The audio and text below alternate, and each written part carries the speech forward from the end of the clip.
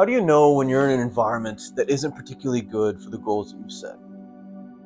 Step one, determine whether or not the person or the people in your life that are telling you to not do the things that you believe you should be doing are actually the people you want to be like.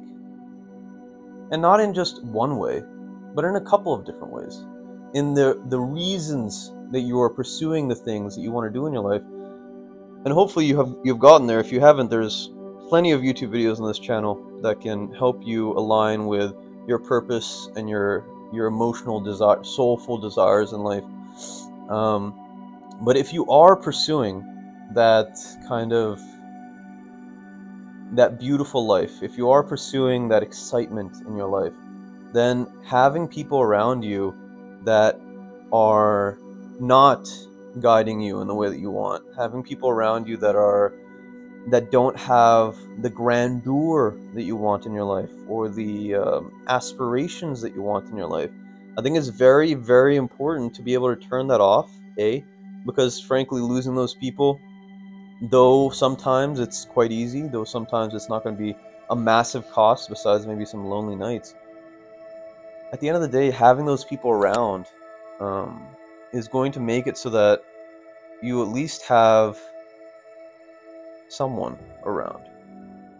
In the pursuit of your own goals, in the pursuit of the things that you believe are beautiful in life, it's going to come to odds with having people around that aren't supportive, that don't feel like sunshine. That's usually a phrase that I use. But the ability to turn that off, the ability to listen to those people and to not let that into your life is a very, very important skill in maintaining your relationships that you believe are important, that are fundamental to your growth and your financial stability. But they're also very, very important in making sure that you stay on the track that you want to be on. Because at the end of the day, and even at the end of life, the goals that we set for ourselves tend to be very polarized. And if we consistently try to match the goals of other people around us, then we give up our own goals. And at the end of the day, it's not going to allow us to really move any particular way, and we just kind of stay in the middle. Hard thing to balance, sure. But again, that skill to be able to turn that off is very, very important. There was a book that I read a while back in dental school called Compassionomics. And in that book, he said something that is very, very important, I think, for just human connection. And he said that 20 seconds of a provider listening to their patients allows them to feel like they are cared for, increases their compliance with the treatment, and also gives them a sense of happiness, joy in their own souls. So, though this might sound strange to some of you, sometimes when I know that what someone is saying to me isn't necessarily going to benefit me all that much, and that they might be either subconsciously or very consciously dragging me down, I count to 20. Because I want to make that person feel like they're heard. But after that 20 seconds, I am very okay with saying, listen, this conversation is not going anywhere. Or listen, this is not doing anything for me. And I don't think you understand the reason for why you're having this conversation. I am very comfortable with being kind of an ass about it. Because frankly speaking, the other part of this, if we don't set those boundaries with those people that we consistently interact with that aren't necessarily giving us all of the inspiration, all of the motivation that we're looking for, in fact, are depriving us from it, then it's bound to happen again, and it's bound to happen again and again. So craft your environment. Really spend the time to have those difficult conversations. After that 20 seconds, really think to yourself, like, hey, what do I need to say to this person to make them realize that perhaps I don't like what they're saying? We tend to have a desire to make sure that everyone in our environment loves us or likes us, or at least agrees with what we have to do.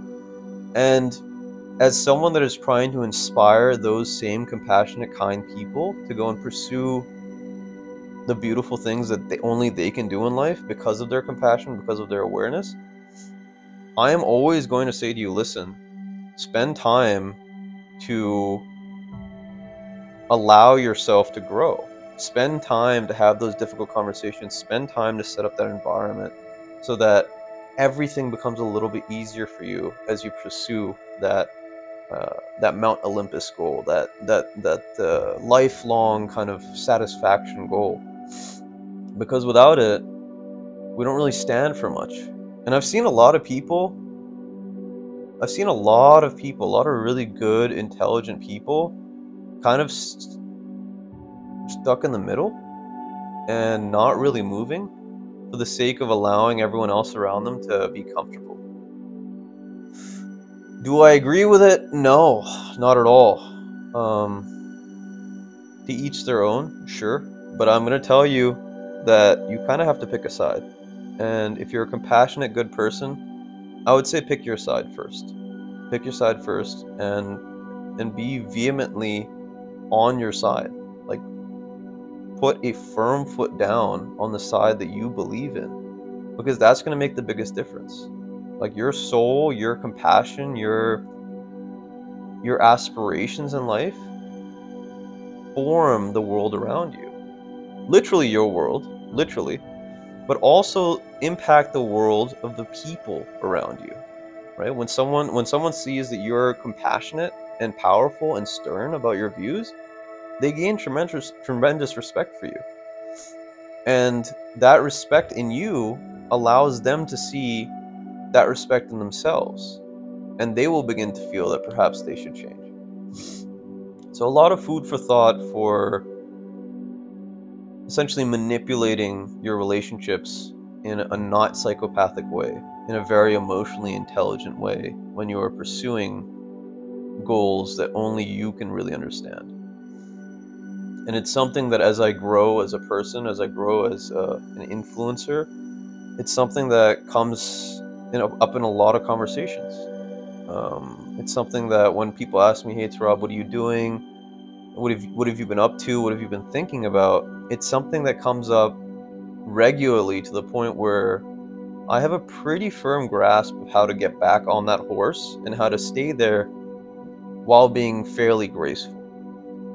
So hopefully this goes some ways to help you deal with some of those personalities that may be negative, that may be taking away from your goals.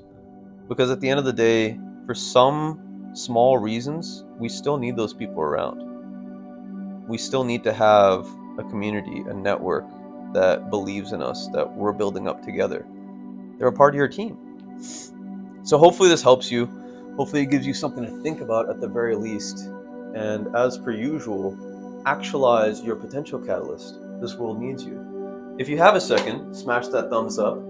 Do the things that will help me, please. And also check out this video right here. Take care.